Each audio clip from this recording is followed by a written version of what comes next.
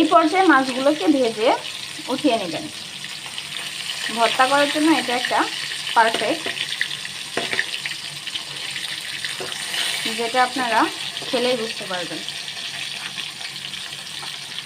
তো আমি এই পর্যায়ে আমার মাছগুলোকে নামিয়ে নিচ্ছি। তো আমি এক এক করে মাছগুলোকে সুন্দর করে তুলে নিচ্ছি।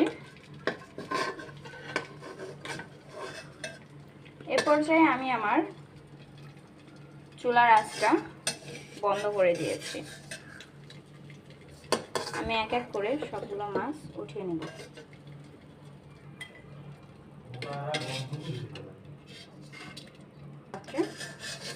মাছগুলো উঠিয়ে নিচ্ছি।